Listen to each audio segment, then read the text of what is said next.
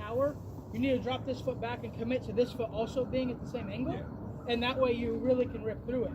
So that's a good thing to practice and learn, but you have to be very aware of the angle of your back foot, because if it's too open, now your hips are open, right? Like now my hips are back to that bad position.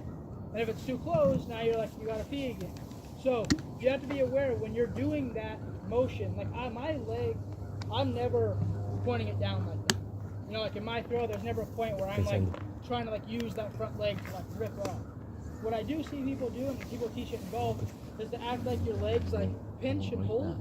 You know, people teach that in the golf swing where you're like, you go like this, and I think it's more of like a, what you call feel versus real, if that makes sense. You know, maybe you're not doing that, but it feels like you are.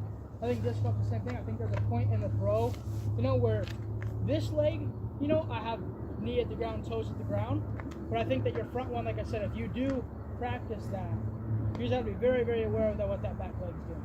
But if you wanted to switch that to the back leg, I think that that's a perfect thing to work on, because you get that front leg out, turning here.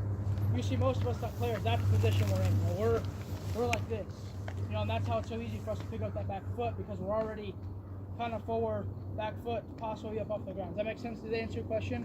So I don't think that's wrong, but I think you got to be very aware. I think if you switch that thought to your back leg, it probably help you a little more. Any other questions about like lower body? Go ahead. How does that stance and follow through change for you on a forehand?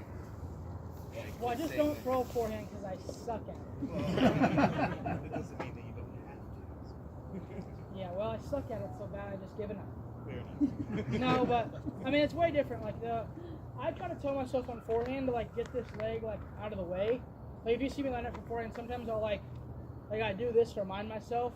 And I think it's just very different than backhand personally. But like I said, my forehand, like I plead the fifth almost. But at the end of the day, like, I think it's way different because you kind of want, like when I throw a forehand, I want to think about this leg coming through because it helps me not roll my wrist. If I go like this, I feel like I'm like more apt to like come over and roll my wrist. Where if I trying to get my leg through, I feel like it helps me like hold that angle. So that's kind of the only like tip I can give you. And also, if you throw a forehand, you have a problem rolling over your wrist like this. Any of you guys? I learned that if you put like your fingers on the rim like this, it kind of will help you keep your hand more flat. I learned that last week when I was trying to learn sidearm again, and I just shanked everyone to the left and wanted to throw my bag in the pond.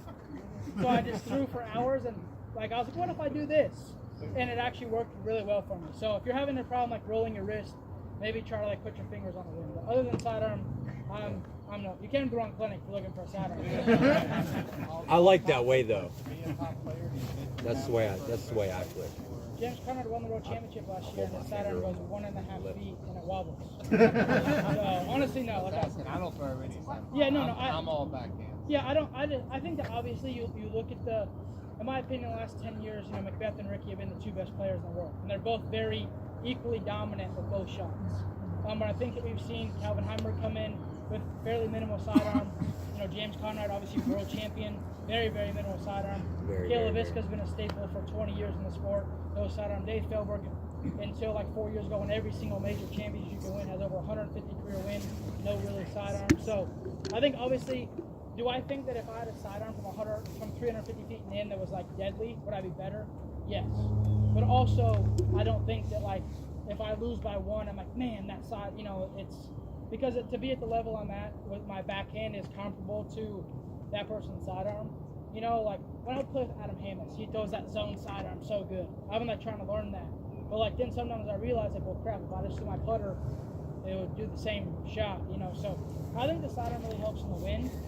I think if you take me to a 300-foot hole at a turnover without a bunch of trees and like a bunch of like impossible stuff and no wind, I'm probably gonna birdie it most of the time. But when you add a 20-mile right to left wind, that sidearm's gonna fight that wind. So you can throw a 12-speed disc that's gonna cut right through the wind to where like my putter's just gonna be junk. So I don't think like, I mean I've won on tour plenty of times. I mean I've had a pretty good career not throwing many sidearms, but I do think obviously if I had a better one, you know, it wouldn't hurt me. But I wouldn't focus on like, if you don't like sidearm or it hurts you or whatever, I wouldn't like die trying to learn it. To answer your question?